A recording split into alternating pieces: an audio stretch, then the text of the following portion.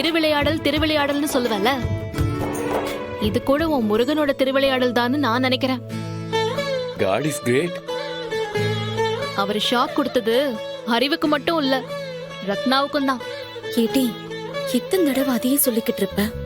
அடியே, உனக்கு கல்யாணம் நடக்கிற வரைக்கும் நான் சொல்லிட்டே இருப்பேன். என்ன மாமா? இல்ல சம்முவா, 2 பேரும் நல்ல மனசு விட்டு பேசிட்டாங்க. இனிமே கல்யாணத்துக்கு எந்த தடங்களும் கிடையாது. கூடிய சீக்கிரத்துல கல்யாண தேதி குறிக்க வேண்டியதுதான் பாக்கி. கல்யாண விஷயம் தள்ளி போடாம சீக்கிரமா பண்ணிடலாமே. மாமா, இன்னொரு கல்யாணமும் நெருங்கிட்டே இருக்கே, அதையும் சேர்த்து வச்சிடலாமா?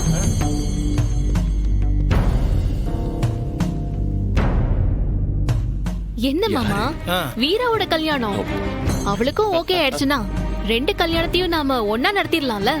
கரெக்டா சொன்னீங்க சிஸ்டர். எப்படி பார்த்தாலும் ஒரே செலவா போயிடும், நமக்கும் செலவு மிச்சம். ஆமா, யார் அந்த ஆளு? இல்லை, எல்லாம் முடிவு பண்ணி வச்சுட்டு தானே பழனிக்கே போயிட்டு வந்தேன். ஆமா, முடிவு பண்ணிட்டீங்களா?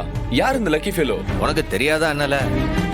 மேடம் வைஜெயந்தி இருக்காவளா, அவங்க மயன் கௌதம் தான். நான் ஓகே சொன்னா அவங்க கல்யாணத்துக்கு ரெடியா இருக்காவா அவங்க சைட்ல?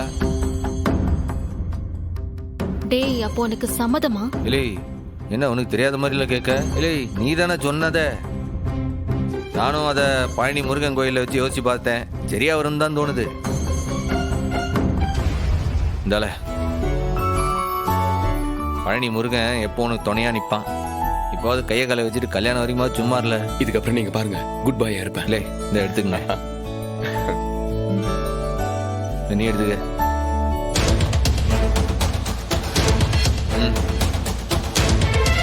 எப்போ?